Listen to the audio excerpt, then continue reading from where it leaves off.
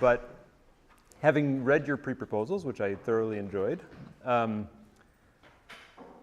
there was a surprising number of projects, not surprising, I mean, it's great, but a surprising number of projects that wanted to throw things or hit things or smash things or somehow do very dynamic things with the arm. And having just talked about motion planning and now seeing a lot of people that probably want to have fairly sophisticated motion planning in their project and, and possibly something with dynamics, I just want to take a minute to sort of make sure people realize what we were talking about, how it might relate to breaking stuff, or throwing stuff, or skipping stuff, or there was a definite theme there. I actually want to know why. I mean, I know a bunch of you read the Tossing Bot paper. That's a good, maybe that was a motivation, but it was surprising. For me, I teach the two classes. I teach underactuated, I teach manipulation. And underactuated for me is about the dynamics, right? And manipulation for me is about perception, and things are relatively static or quasi-static, but you do perception, you do high-level planning, you do all the other stuff. But I think the worlds collide inevitably. Maybe it's even my own bias creeping in somehow. But let me just distinguish between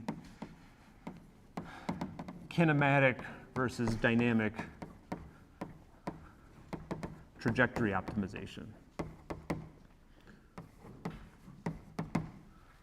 Because I think probably a lot of you said maybe I'll do some motion planning with trajectory optimization to catch something or throw something. So, this is what we talked about last week. I would just say last week here.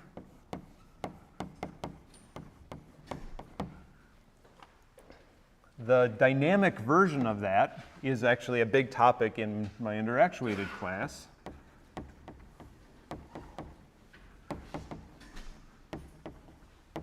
But we didn't actually talk about it here. And maybe you guys, I think a lot of those projects don't need it. But let me just make sure you understand when you'll need it or when you don't need it. Okay, so what we talked about last week was parameterizing some curve. This is just a curve in space or a trajectory in space. And in fact, so I told you I was going to finish pushing that kinematic trajectory optimization into Drake. It's there now. If you look at the constructor, just as if you look at the constructor of the kinematic trajectory optimization class, it doesn't even take a plant. It has no notion of dynamics by default. The default is this is just some curve in space. You can associate it with a plant by adding kinematic constraints to it or add other constraints to it. But by default, this is just some, it's just some curve parameterized by a handful of numbers. That's it. And then you can, if you want to say, I want this to be a certain place, I wanted this to be associated with the kinematics of the arm, you can add costs and constraints that make that true. Okay, that is in contrast to some of the, if you look at some of the other trajectory optimization methods, like direct collocation, for instance, takes the system directly in the constructor, right? And so does direct transcription, and so does some of the other multiple shooting. These are these are more fundamentally about dynamics. This is fundamentally starts with the construct of a dynamical system, continuous or discrete, depending on which transcription it is. And the decision variables are all set up to basically solve the numerical integration of these differential equations, right? So the decision variables encode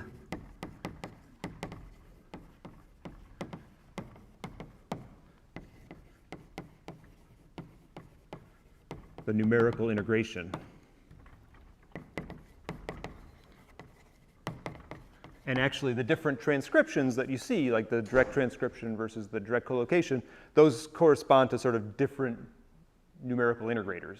They're kind of, but that's the way you think about it. Okay, so you can, of course, put derivative constraints on this. You can say that Q double dot at some point has to equal something, this would be a constraint you could add in kinematic trajectory optimization. So you can start putting dynamic constraints onto your curve. And in full generality, you could implement a numerical integration scheme as constraints on this curve. But these methods were built for it. These methods, you'd have to build them yourself. Okay, so I think most of you are probably going to be okay with this, but I want you to be aware of that sensitivity. So when would you go from this to this? It's when the dynamics matter, in a way. So I can say, for instance, that I want my robot to execute some joint trajectory. And I could say it's got velocity limits, it's got acceleration limits. But if you suddenly have the robot and a ball, for instance, and you want the evolution of this curve to represent both the robot's joints and the ball's joints, and that those are only coupled through the equations of motion, then that's where you start getting into where you probably want to live in this space. I think a lot of the cases of catching, throwing, smashing, or whatever, are probably okay thinking about just the robot and just making sure that once you're at the end and you're actually connecting with the robot, or with the ball, or whatever it is, that you do so with a velocity to send the ball off into some ballistic trajectory. And you can compute some very simple dynamics of the ball here and just make sure the robot gets there.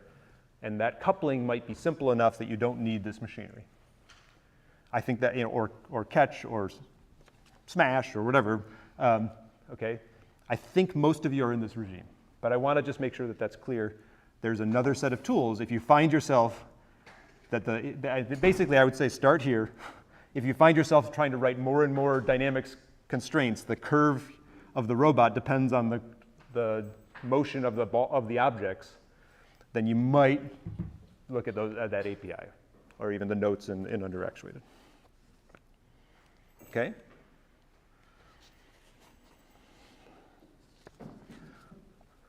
Good. All right, so today's mostly about force control. And I have a bad joke ready. So I'm going to do an example of force control here. I know I have many bad jokes, but.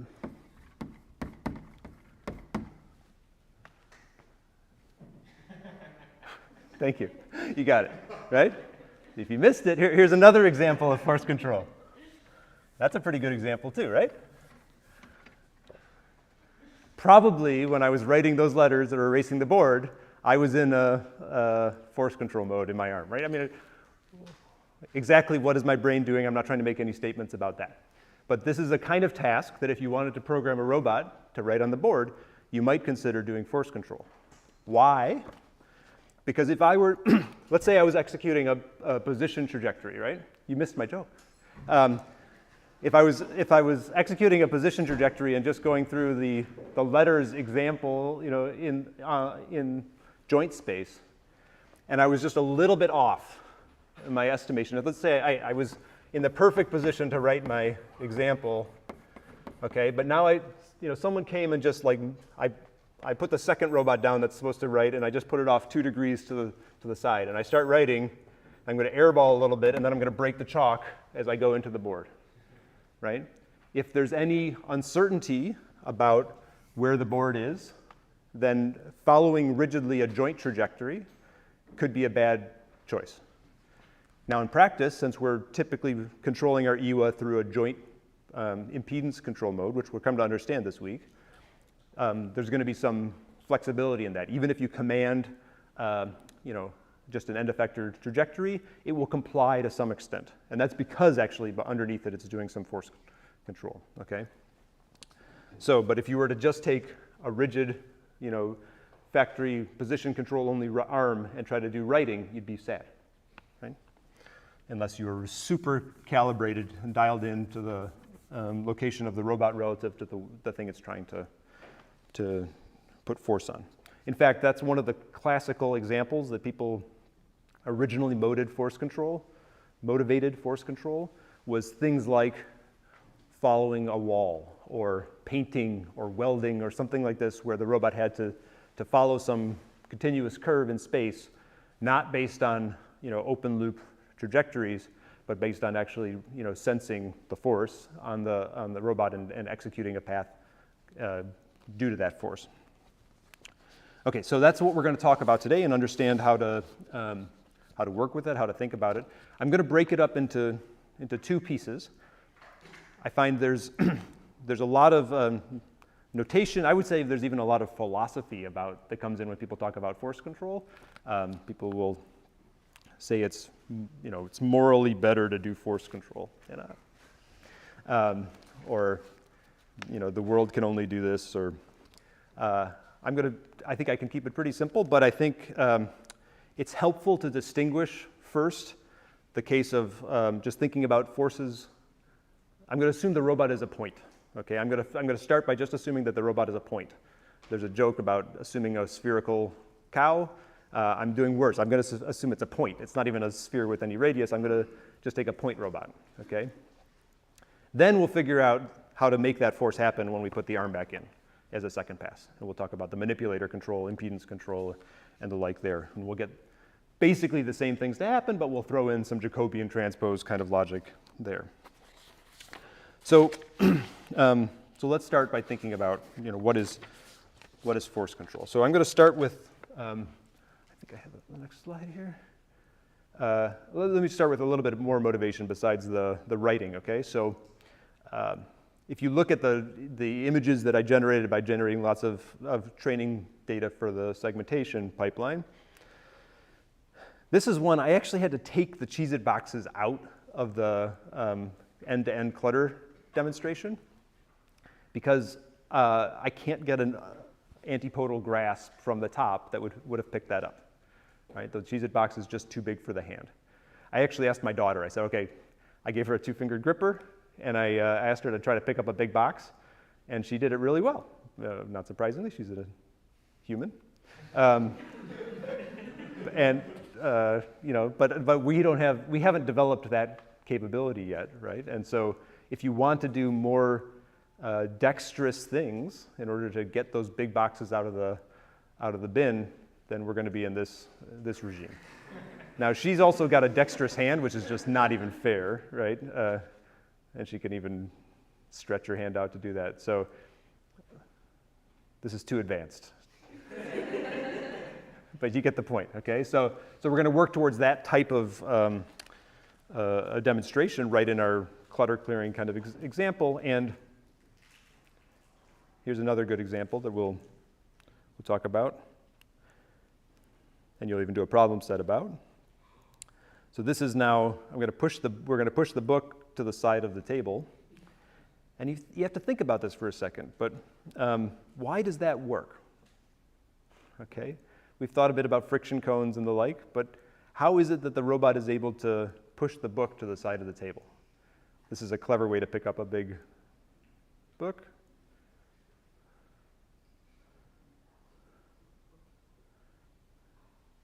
Okay, but even in this first part, right there, why does that work, right? So a couple things possibly could have happened, right? It could be that the robot went to do its thing and there was so much friction that the robot doesn't move. That didn't happen, okay? It could have been that the fingers slid on the book. That didn't happen either. This was a nice regime where the fingers stayed attached to the book, but the book slid on the table. So think about how that has to happen, right? There has to be some sort of difference in friction in order for that to happen. Our normal forces are similar, so somehow there's a difference in the friction cone. And if you look really carefully, you'll see that there's some tape modifications on the end of that finger to just make sure it's nice and sticky.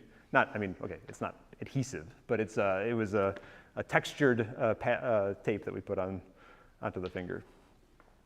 Okay, so we'll understand that. But thinking about that, you have to put yourself in the regime where the forces you exert on the table and on the book are such that the friction cone allows you to slide the book, but not. If you push too hard, then nothing's moving.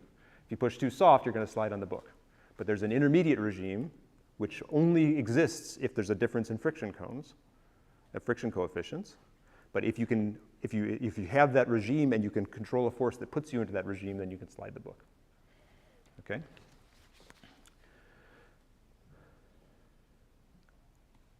Okay, so this is what I want to do. I want to do I'm going to flip up the Cheez-It box like my daughter, but I'm going to take even just a point finger example. Okay, so we're going to try to regulate the forces of the on the boxes by thinking through a point finger. And the reason to do this is just that everything is super simple, and I can write the equations of motion in a heartbeat. So in this case, I'm going to say Q of the finger is just the xz position. I'll even stay in the plane. Okay. The dynamics of this, F equals ma, is going to be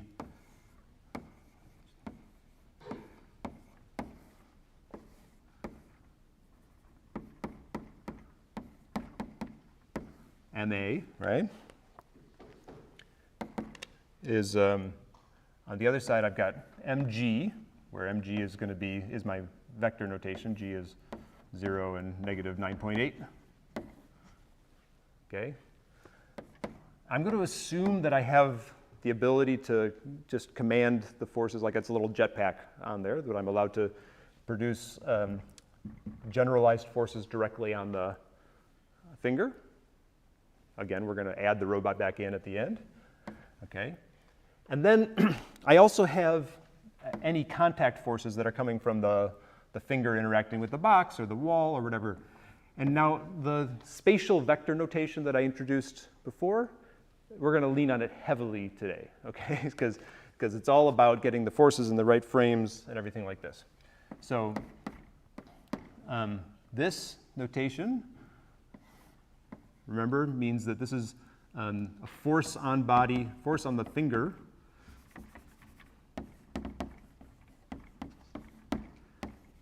at point or frame C, which is my contact point.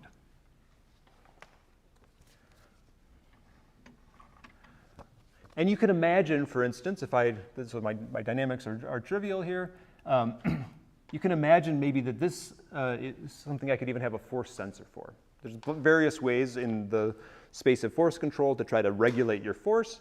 You could try to measure your accelerations. You could assume accelerations are small. Let's just assume for a minute that I could actually, as I'm executing in the world, I could measure that force. Okay?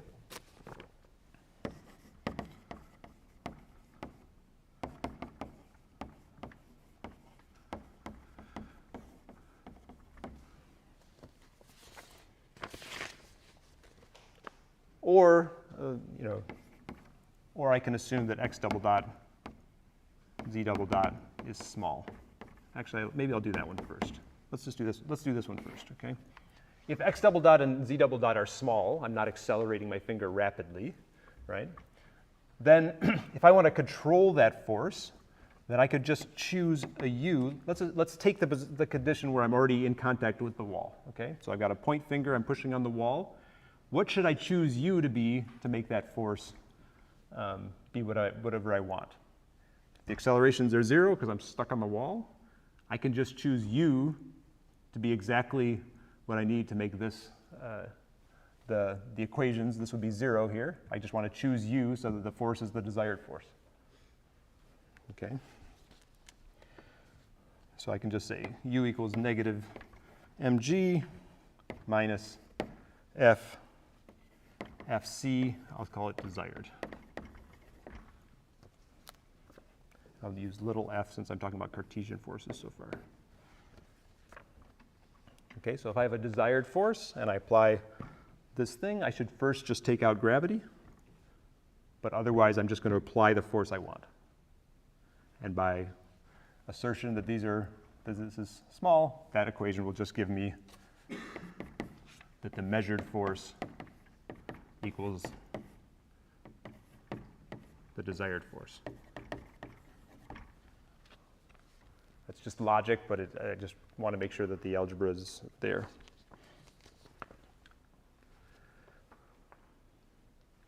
What happens if you're not in contact with the wall and I apply this controller, assuming that you are in contact with the wall?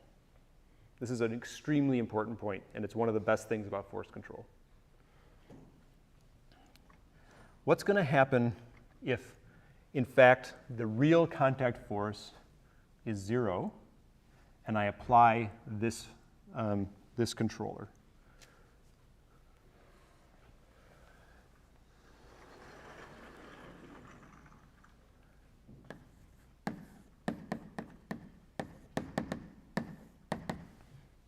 I'll get mg minus mg, those terms go to 0, and then I get minus my fc desired, and this thing is, I'm saying is 0.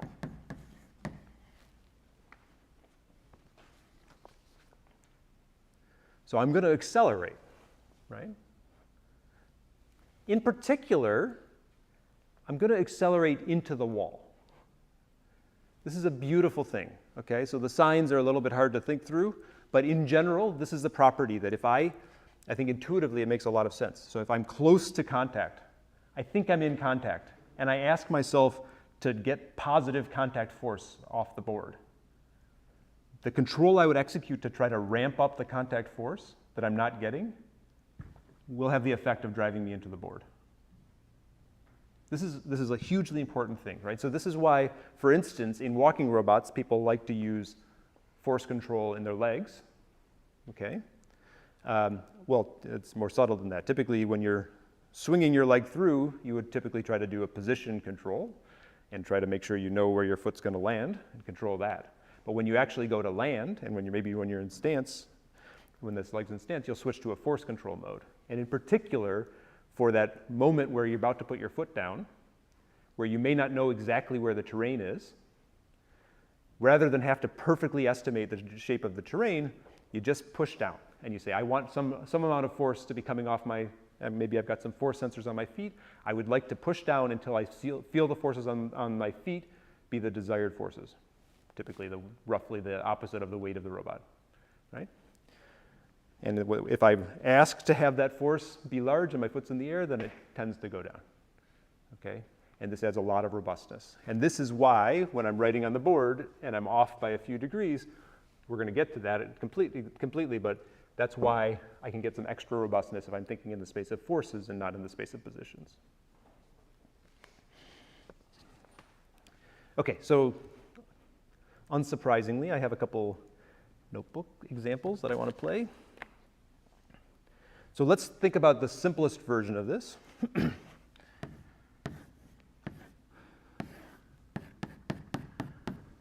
I'm actually going to draw the Cheez-It box a bunch in these examples with, just like that, like it was on the screen here. So this is my bin that I was in with the wall that would have blocked my view cut away, okay? And I actually, just to keep it simple, I make the Cheez-It box so it can only rotate in the plane. So I just took away the extra degrees. It won't spin around or whatever. The point finger's aligned. I'm just living in the plane, okay? But let's say I put my finger in some known position, and I ask for a force to be exerted on the finger. I'd like the FFC desired is that I want to be feeling a force that's pushing me that way. If I'm not feeling it, I'm going to push harder this way to try to get it, and it'll put me into contact. So the first notebook I'll just run here is what happens if I just apply a constant desired force and I start the finger here. Think about it for yourself for a second. If I just command a desired force and start the robot here, the block here, the Cheez-It box here, and the finger there, what's going to happen? I'm just going to run a fixed duration simulation with a handful of different commanded forces. Commanding a constant force. What's going to happen? Tell me what's going to happen. It's going to push the box into the wall, if there's enough force. But there's other cases, right? At the other extreme, it could just go up and do nothing. The box will stop it if you're not pushing hard enough because the friction on the floor. And then there's actually a super interesting regime where it slides different amounts it could slide depending on how hard you're pushing, right? So this is the different rollouts, if you will, where in one extreme, so the box is like right around 0.1, okay? The finger comes into the box. It comes in more slowly if you accelerate more slowly. The blue line is the one extreme with the smallest force. And then it just hits the box, and the box just stops it, basically. It actually goes a little bit into penetration, because that's what the contact model we're using is. It allows it to penetrate just a little bit. Okay? The other extreme, it hits the box. It barely slows down whatsoever and starts pushing the box until the box jams into the far wall. Okay? And in between, you get all of these other different possible behaviors, including this one pushed it for a while and then stopped because there was a collision event that started it moving, but the continuous, it could actually be under the friction cone. So there's lots of interesting different things that can happen.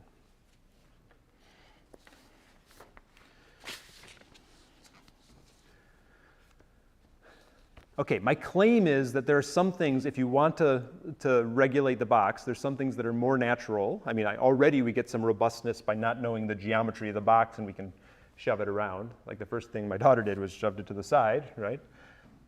She didn't need to know the geometry for that. She could just say, I expect to feel forces, and boom, push it to the side. But we're going to do something fancier here, which is what that picture was. This is something that would be very hard to do. My daughter didn't do it, actually, in the video, I don't think.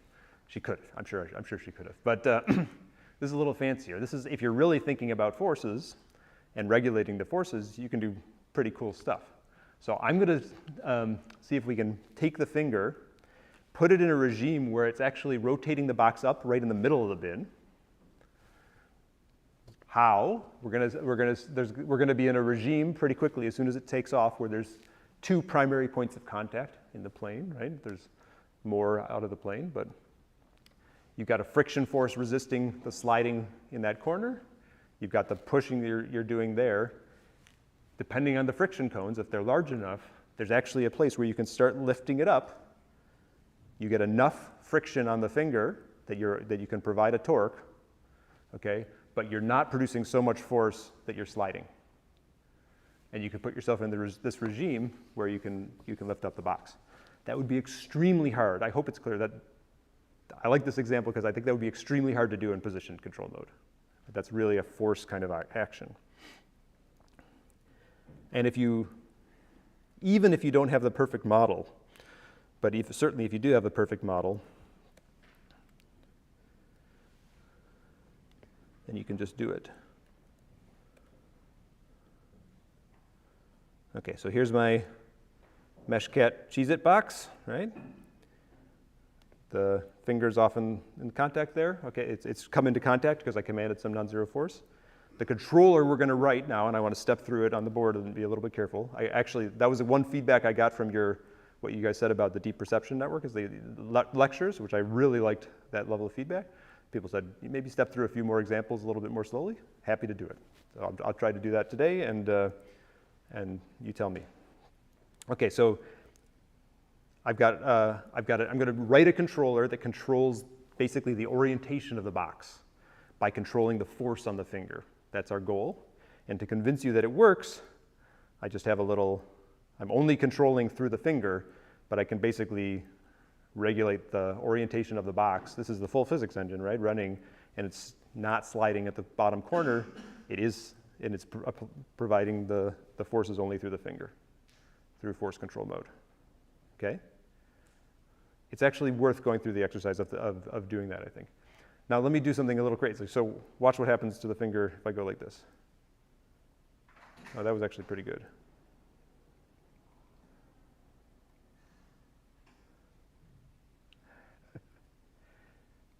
Darn it. I switched to the SAP solver, which is great, and I recommend it because I recommend it to everybody. But now with the finger, normally the finger goes flying off at the end, and I guess it doesn't go flying off. Okay, my controller is better than I wanted it to be. Imagine that the finger happened to slide to the edge of the box, but it's still commanding a force, right? I'm making a strong assumption in this controller, which is that the finger is pushing on the side of the box. if you're regulating force and your finger is suddenly in free space, then what's it going to do? It's going to rocket itself down until it collides with the ground. Or, depending on the angle, it might rocket itself off into free, off the box. And there you get into your throwing and smashing regime. Okay? Oh, I'm a little bummed that I think probably this is the right answer, but the other one was allowing a little bit of numerical errors. Okay, good. So let's actually work that out a bit. How can you write a controller that does that? The hardest part about it, I think, is getting the notation right. And maybe there's some tricks of kind of how to write it in a way that isn't too susceptible to model errors and the like. Okay. So let me draw my free body diagram. I'm in the middle of the bin.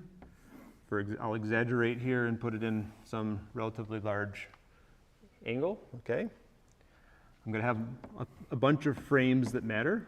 This is my body frame, the X, Z. Okay. I'm going to call this frame, since I've got B and I'm going to have a contact frame C, I went ahead and used my imagination and called this one A.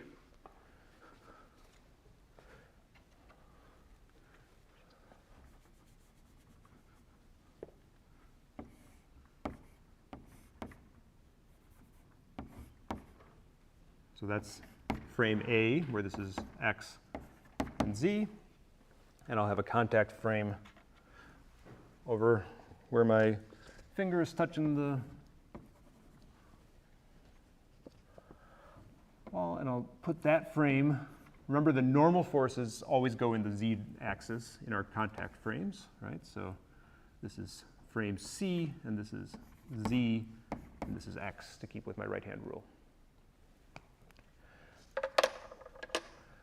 Now, when we were talking about the point of view of the robot, we were trying to command the force that the robot felt, the force at C applied to the finger F. But for the free body analysis, I actually want to think about the equal and opposite force, which is the force that the finger is applying at C on the body B. So that force, which is going to use all my colors here, so probably, and you could see it in my simulation, which I should probably stop just so I don't run out of battery or something silly. Probably I'm going to have a force that's in this direction here. And that's going to be, that force I'm going to call the force on body B at A. See, oh my God. Named ground, okay? And I can express it in various frames, but let's express it in the A frame, okay? And I have another force, which is probably going to be pushing me. It's going to stay inside the friction cone, okay? But if I want it to tip up, it's going to have a component like this, right? This, by default, is going to be on body B, applied at C of the finger. That's my name for it. This is the finger. And it's most natural to express it in frame C. Well, we know our transforms to go back and forth between them. And then, of course, I have a gravity force here, which, if we want to keep our notation consistent here, this is the force applied at body B.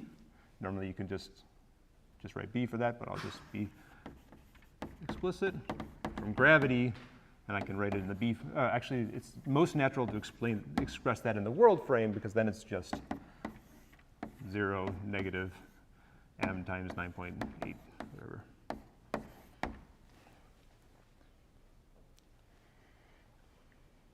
Okay. What do we know about these different forces? We know, I'll stick with the color codes here to try to keep it clear.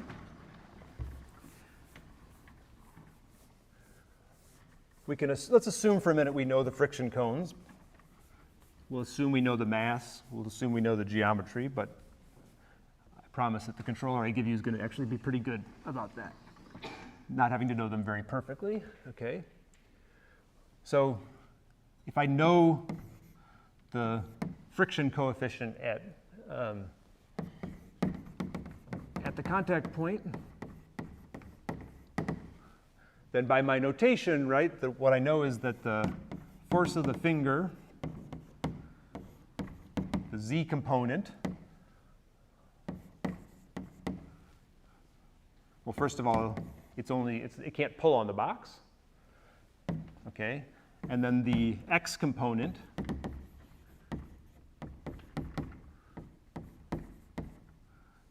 magnitude is less than the friction coefficient times the z component, right?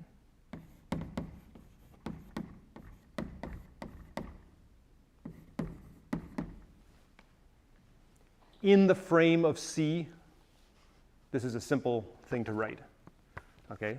The implications of that, of course, in the world frame, for instance, depend on transforming the frames into the world frame. But it's really just that simple, you'd call it the simple ice cream cone in that case, where it's just along the z-axis. Same thing for the ground, okay, right? We could say the same thing for the ground. I won't write it all out here, but the force B at A of the ground applied at A, can I just say that's in the friction cone at A? That's kind of a notational shorthand for that, yeah? And that would depend on mu A, of course, which I think I set to both to just be 1 in this case. It doesn't have to be, in the book case, they have to be different. This one, it's not clear to me that it has to be different. It depends on the geometries and other things. Okay, the force of the finger, if you think about that as a 3-element force, we're going to be commanding that effectively, right? We're going to be regulating that. Our controller gets to, in some sense, set the force of the finger as an input. How do we think about the force on the ground?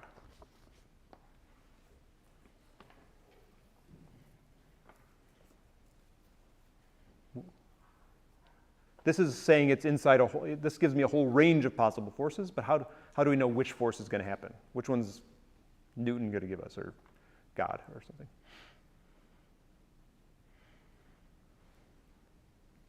Cool.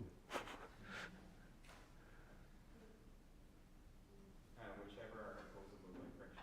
Good, right? It's whichever one's going to keep the point from moving, right? It's whatever force is necessary to set the velocity, to keep the velocity at 0. If we're in the stiction regime, so if no sliding, then if we combine all these forces into the frame of A, this is the important way to say what you just said here. If we put all the forces into the frame of A, that they're in equilibrium at A. There's no acceleration at A, okay? So the force of the finger, I can map that to point A, and I express it in A, plus the force of the ground, expressed in A, applied at A, plus the force of gravity at A, EA, that equals 0, because that's what friction does. It basically, given this and this, it will set this to make that 0. The causality is not something I'm trying to make a statement about, but in practice, since we're controlling this, we're going to be able to understand what the ground is going to be. So this is the important equation, the no stick no sliding condition at the ground, which helps me solve for the ground forces. But inside that, I can choose different forces to apply at that ground as long as they are able to satisfy this equation about staying in the friction cone. Then I have room to possibly push up, right, and try to torque this thing up. So the last important thing that we have to think about is the torque applied to the body expressed at, let's say the total torque in the frame of A, for instance. I want this, which is also going to be the same sum, finger plus ground plus gravity in the torque components. The torque of the ground at the ground is 0 because its moment arm is 0. Okay, but I can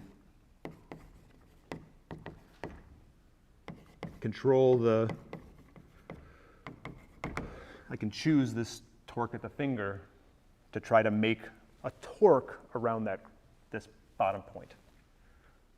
Okay, so by reasoning about the forces in the friction cones, I can lift up my objective to say I basically want a pure torque around there, subject to the constraints that the force doesn't slide, that the ground doesn't slide. So we just need a control strategy for choosing that. This torque. This now, we've abstracted away. We can sort of think about what torque do I want. And there's lots of possible answers. I could use my perfect model of the cracker box and my perfect sense of the geometry, but I don't want to do that. I want to show that force control is a little general and doesn't require perfect knowledge. So let's just say I want even the finger here, that's the one I have direct control of, the finger to come out of a PID controller. How about that? And I'm going to call it, let me just see if I can write that. So I'd like to think of the torque as being, you guys know PID control. I've said it a few times, but never perfectly defined it, right? The proportional integral derivative control. Why would I want to choose that? Well, let's say I don't know the force of gravity, or the torque due to gravity, because I don't know the mass perfectly of the Cheez-It box. Maybe I don't know the gain of my, if I don't know the position of the finger perfectly relative to the position of the ground because I don't know how big the box is, then I might have some slop in any model-based control here. But if I do just a simple linear feedback, if the angle isn't as high as I expect it to be, I'll pull more. Okay, I'll put more torque in. If it's too low, I'll push less, and I'll even have an integral term that could compensate for that mass. This is a very simple, since it's a 1 degree of freedom problem, I can just do a very simple controller that'll use feedback that says if the angle's not where I want it, pull a little harder. If it's too far, pull a little back. Okay, and that'll just change the torque of the finger.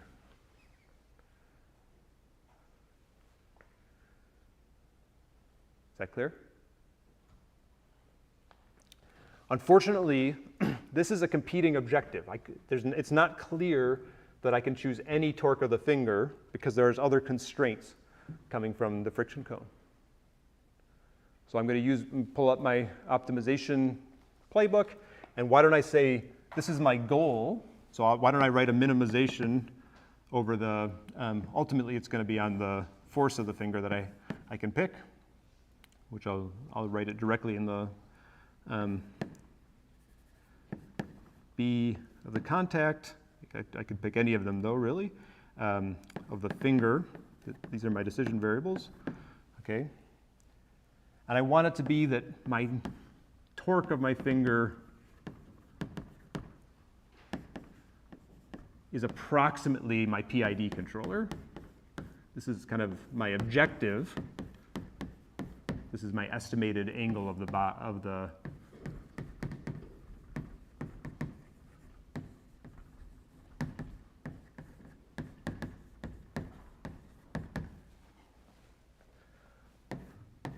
I'll make that a quadratic objective, and I'll solve for it subject to my friction cone constraints.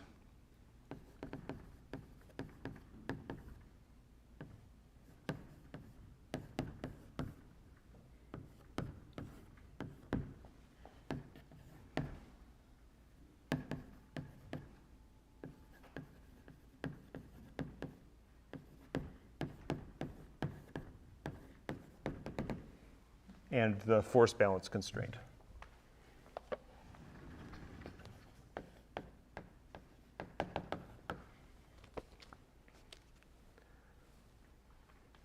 everything we wrote here, it turns out, is a linear constraint, even though we're changing coordinate systems with our spatial algebra between frames A and frame C.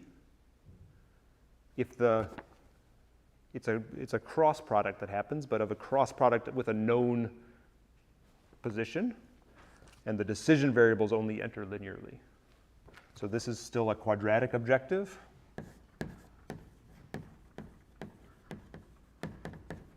And these are linear constraints.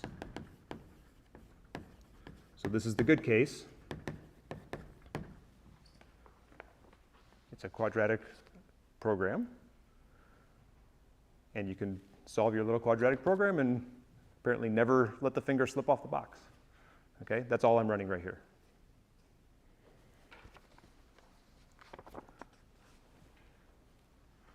Is that level of detail useful?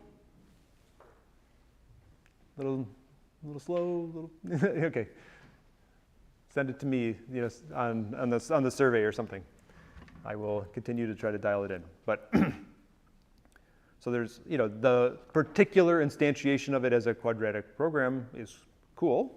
But I guess the essential element is that I can choose commands for my point finger that if I didn't think about forces, there's just like no hope I could rotate that thing up and think, the exact force that I'm applying, no matter what the angle is hugely dependent on my friction cones and things like that.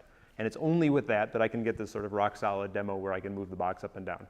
Right? Actually, I thought about bringing a Cheez-It box down, but I didn't want to embarrass myself because that's actually really hard to do that. I was also going to then have to bring like a rubber mat or something like that, and then it gets less cool. Right? Try it at home. Homework. Flip up a Cheez-It box without using the wall. Okay? Questions? That's a narrow example of something that we'll call direct force control.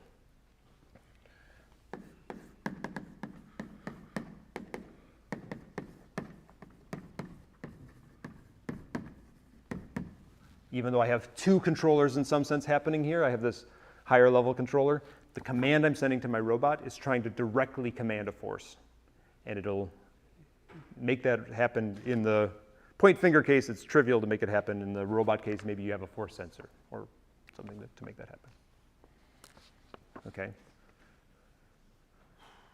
Guess what? We're going to do indirect force control next. Okay.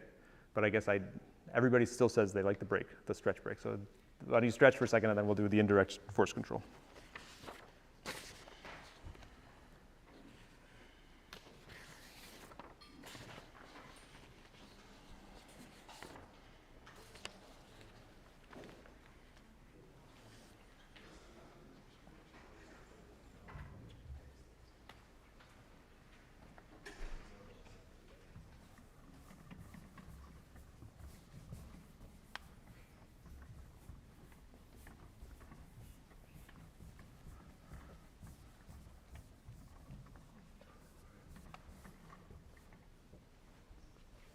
Yes? In your optimization function, I think I'm missing something conceptually.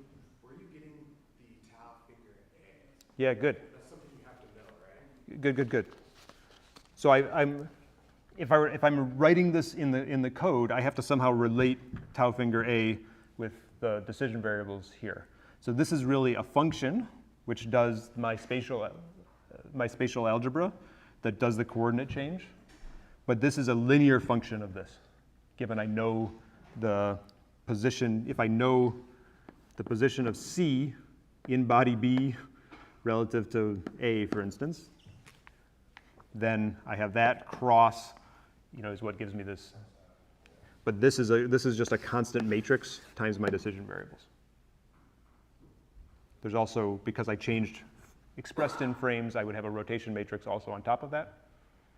But those are just, that's a great question. Thank you for asking that. Those are just linear functions of this.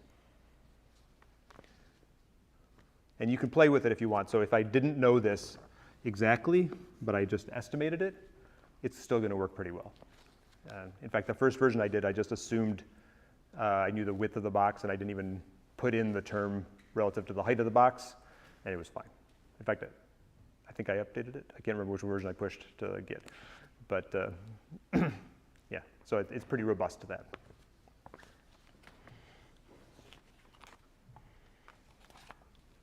Okay, so I think this is a beautiful solution. Oh, please, go ahead. This example you got from the Jesus box, but what if it was like it had a spring in the material? Okay. So if you're applying a force down on it, how would that change? Yeah. So, he says, what if we have a springy material? How would that change things? Yeah, let me think where you're coming from here on that. So, I mean, in general, I would still be applying a force. So far, I've said, let's say you can measure the force on the finger and regulate it. So it might be that in order to regulate the force, it might push into whatever surface is a little bit springy. And it could change the equations that I'm trying to balance in order to, reason about the far corner. So it might change the free body diagram. But I think the formulation will still work. I think that the basic concept of regulating, just reasoning about the forces should be intact. And even, I think, linear springs, which is a pretty good model of those kind of contacts, should go through without even changing the complexity of the task. If you had a very nonlinear response curve or something in the spring, then it gets harder. The reason I was asking is, like in the future, if we have a human arm, I see. a robot applying a force. Okay. So that's I see. So humans are, so he says, what if it's a human arm? Right, so humans are annoying. I'm sorry. That's a bad way to go through life. Hard to model. Humans are hard to model, both physically and their intelligence is also hard to model. They're squishy, but we're kind of like full of water. And so we tend to not build high fidelity models of their skin. And oftentimes fairly simple models of softness are sufficient. You're also not supposed to push on people, I think, not with big robots. So be careful with that. And disclaimer, nothing, if you push on a person with this controller, I'm not to blame. No, it's all good. That's a great question. Okay, there's only one thing that I really think this controller is very sensitive to. You claimed it as a good thing that when you're close to contact and you're not in contact, you command a force, at least locally, it does the right thing. Okay, but if you're just a little bit off and you command a force, it could do an exceptionally wrong thing. Okay, so it is making a big assumption that you're in contact or nearly in contact, and applying that force is in contact. And it does require, it does require some free body diagram kind of modeling. It turns out there's a version of force control, an indirect version of force control, that can be a lot more natural, can mix objectives about position and force, and give you, another programming language. Think of these as programming languages to control the end effector of your robot. Okay. Position was our first control, our programming language. Force, pure force was the next one, and we're going to go into kind of a mixed position and force, if you will, indirect force control.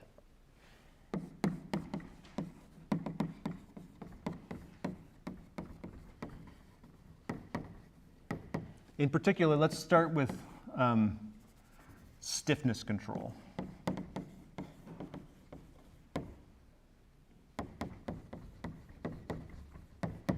So here's the paradigm, right? So let's say I am doing this dangerous thing of walking up to my robot and pushing on the end effector, but I'm going to push it. And the force I want, what if I wanted, even though it's a big robot and it's complicated, what if I want it to be when I push on it, it acts just like a linear spring? That I want whatever force, when I'm not pushing on it at all, it should just sit still. When I push on it a little bit, I want it to push back proportional to how far I've pushed it from that. Right? It turns out we can make our whole big complicated robot act like a spring at that point. Okay, and that's sort of the second big idea. And again, if we write down our simple dynamics in the point finger world, it's simple to accomplish that.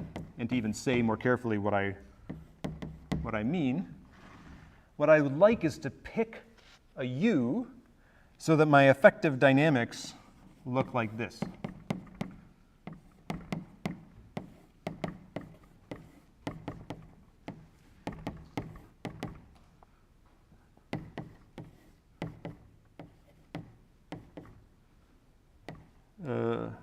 On the wrong side.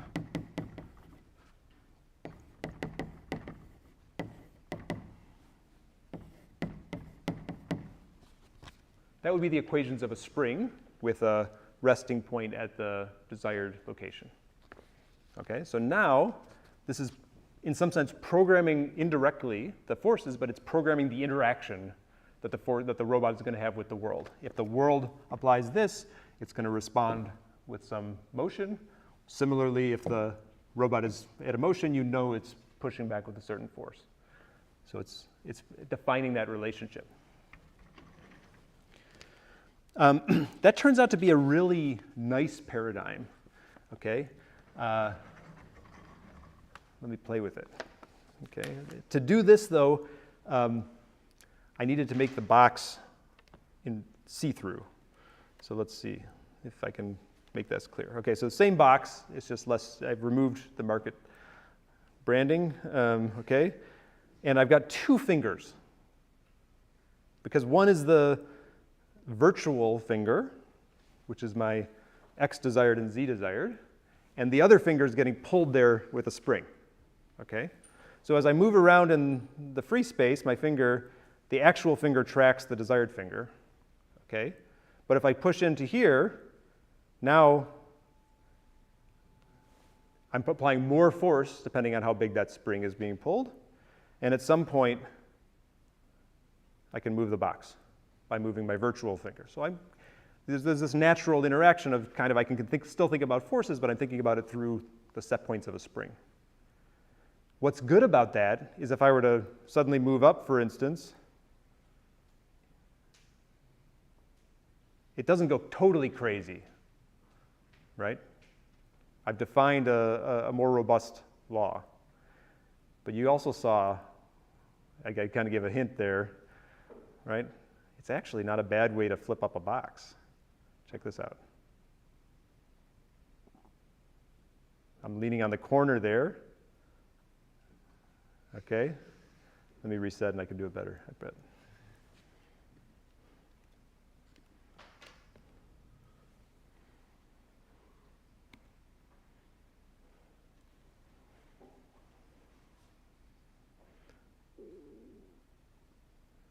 Okay, so now, what if I just put the set point of the spring somewhere over here? We're going to think about what the physics of that is, but it's actually a beautiful, beautiful idea. I want this suddenly to have forces applied to the box such that there's like a spring rubber banding me to the wall right around that pivot point. Okay? What happens? Whoop. That's pretty good, right? Just in case I couldn't do it myself, I made an open loop script that does the same thing, right? It's actually so I would have had to be pretty bad to not get it to work. But this is now open loop, if you will. It's just executing an open loop script, no feedback required, except at the level of making this law happen. It's a beautiful way to program the interaction, okay? You can imagine that, so stiffness control would be if you made it act like it had a particular stiffness, okay? Damping control would be if you programmed the damping. Impedance control would be if you programmed all three of them. You could even change the effective mass, okay? Those of you in Neville's lab can weigh in, but right, so impedance control is the most general name of it.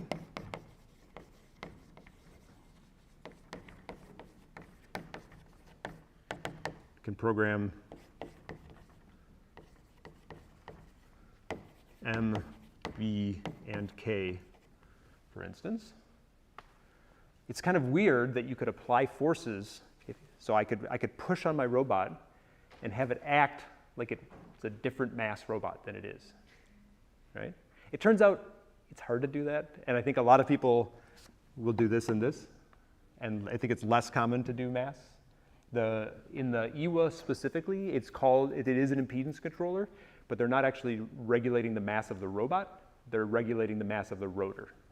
So they're at the rotor level, there's doing some amount of impedance regulation, of mass matrix, inertial shaping is what they might call it, okay? But maybe not at the full, making a heavy robot act like it's very light requires typically high bandwidth, maybe either good force or acceleration sensing, those kind of things that are strong requirements for a control system. Okay, so that's pretty good, right? So, and you saw what happened, right, was that we took a different strategy to flip up the box. We made a virtual pivot point here, and we made effectively a spring that was here, that was applying forces just based on that spring. And then as I moved this up, the spring force caused it to not only flip over, but also push down, right? Once it got here and it started pushing up and over, the forces changed direction from here to being here, and it actually did exactly what I wanted the whole sequence through, by thinking of it not as programming the force directly, but by programming the interaction.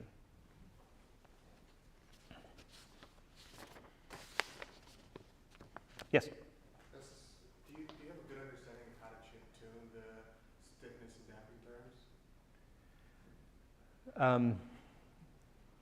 I mean, normally it's, let me think about, so I think normally the task sort of provides that, right? So in most cases, I think there is a natural answer, but it comes from the task definition. Like for pushing books or something, then maybe books will have some natural stiffness that they'll want to be interacting with or whatever.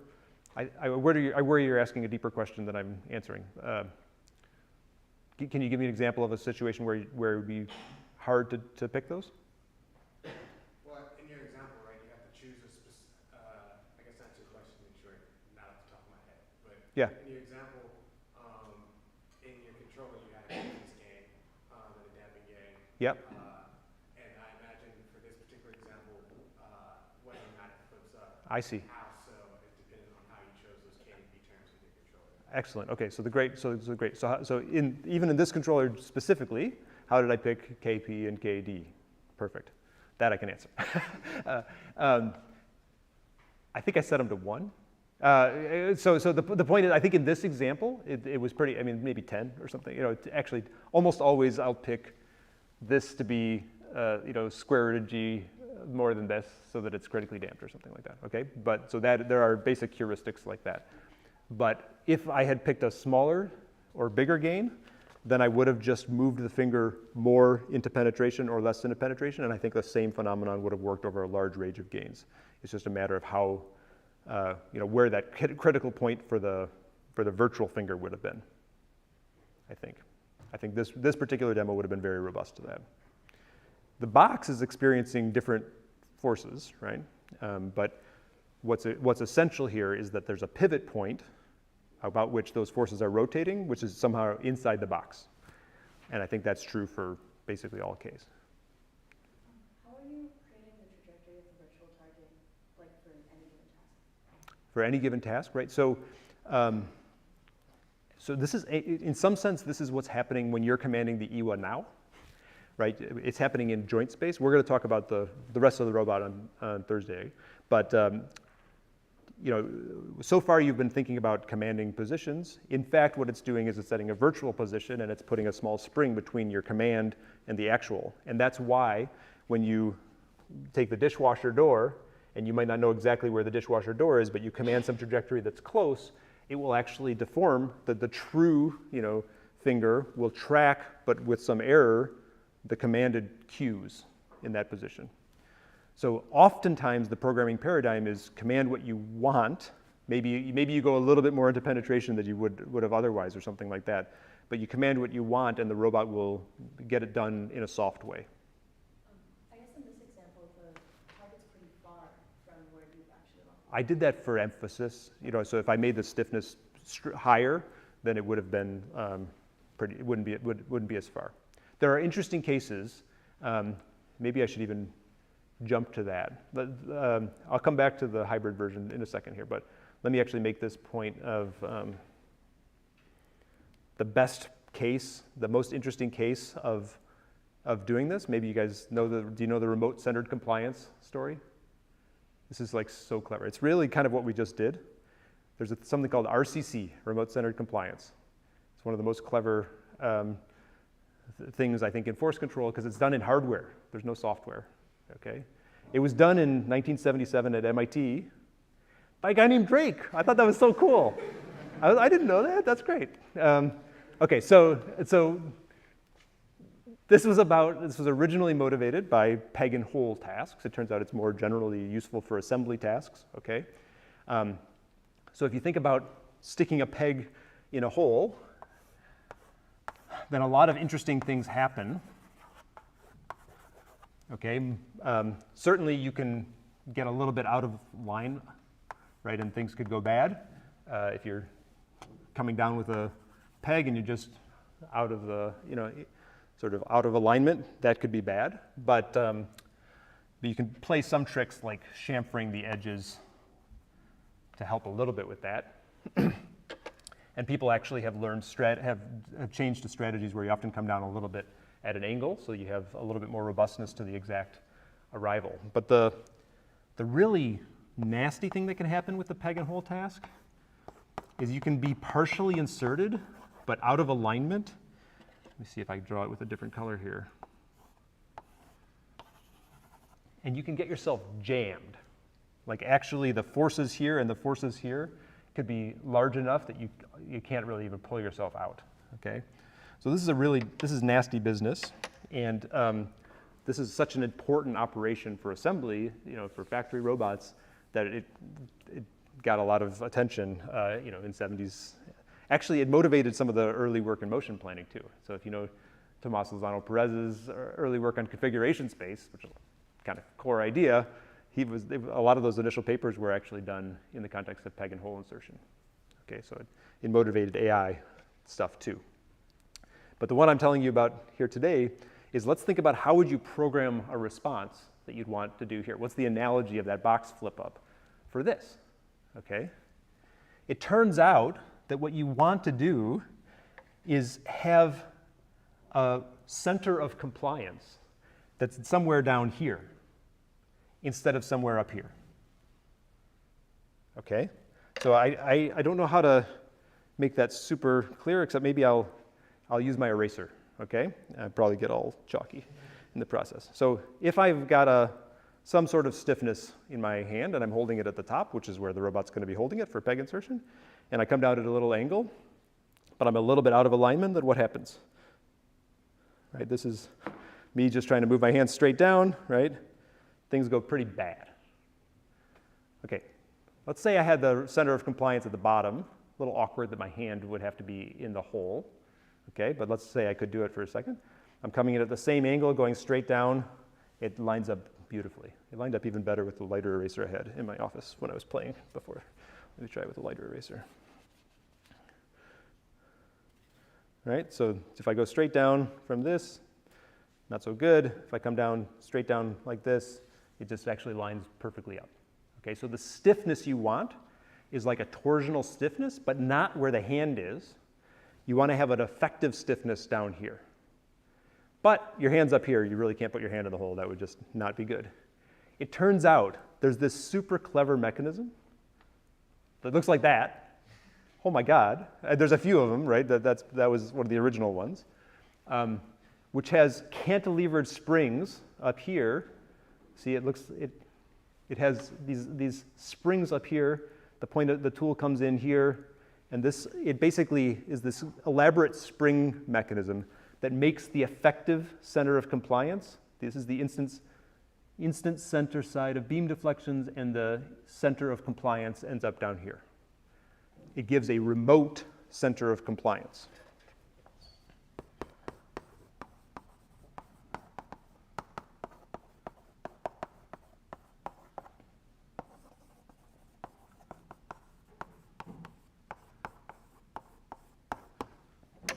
So this is far in the regime of, I said most of the time you're just doing virtual things that are small. This is far in the regime of being very clever with where you put that virtual force.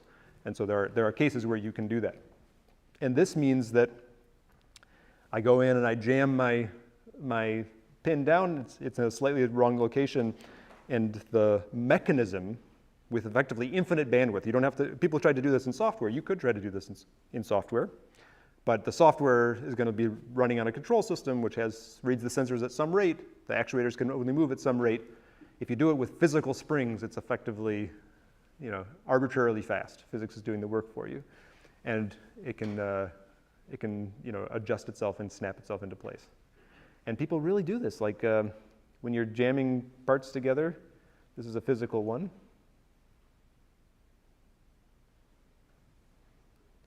This is mating, so there's some pins on the bottom, and there's some holes on this top, and they have to align it. And the robot is not doing super detailed visual servoing, it's just kind of jamming it down, and the remote center compliance is doing the work. It's such a clever idea.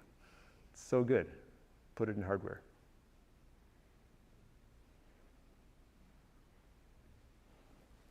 Okay, so that's on the extreme of being very, very clever with it.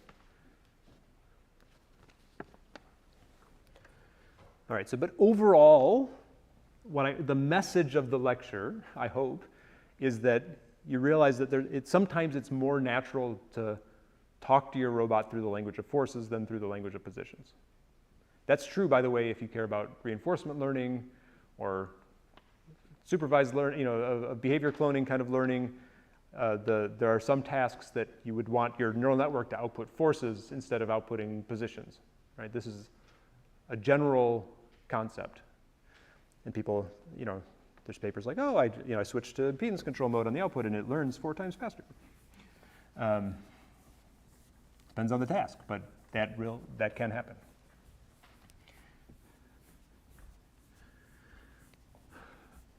Okay, so the stiffness control, the impedance control is one way to just say I'm not going to command forces directly. I'm going to switch to commanding virtual stiffness.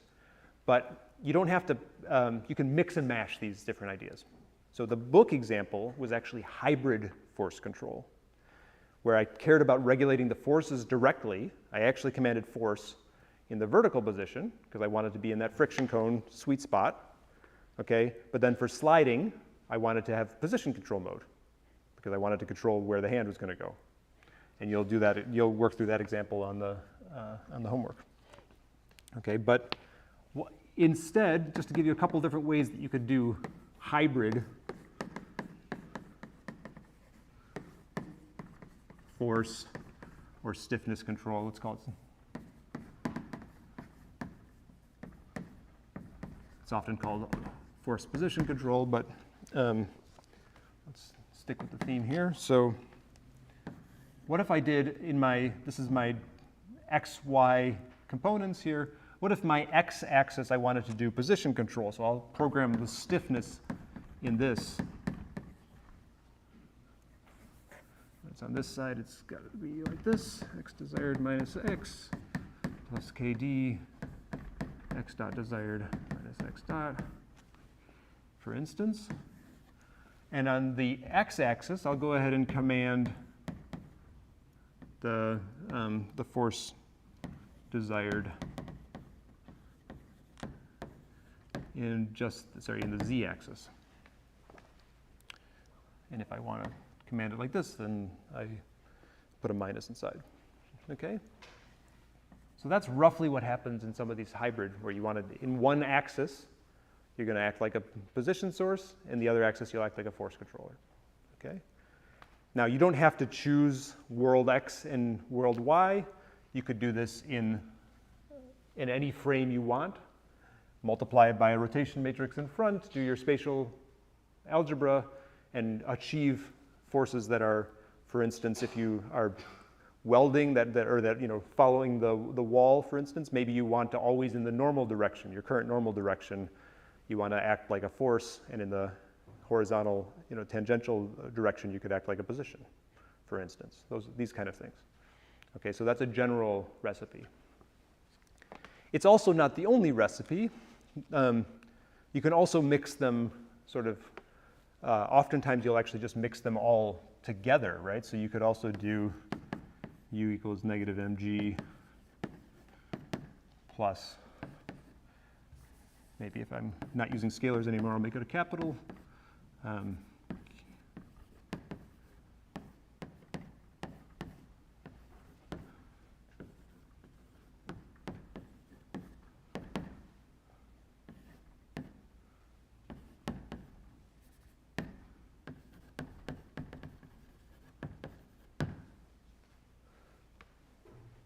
Okay, so you can have a little bit of this and a little bit of that, and if you turn up Kp, if you turn Kp down to 0, then you could be almost completely in, if these two coefficients, these gains are 0, you can be acting like a force source, and if they're turned up, then you can act more like a position source, and you keep that command small. That's another way to mix them. In fact, this is a common interface for the Panda or for the Iwa. And this would be called, typically called like a feed-forward torque.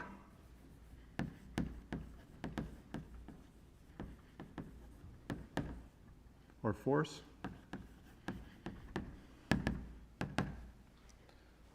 An extra command to send down, but you often primarily interact through the stiffness controller. Okay? So this is actually great in some applications, but this is just maybe the most general way to write it, if you will. Certainly I could produce this with the proper choices of Kp and Kd and F. Yeah? Okay, so next time we'll tell you about, we're going to stop assuming a point robot, but that's a pretty good stopping point. Okay, see you Thursday.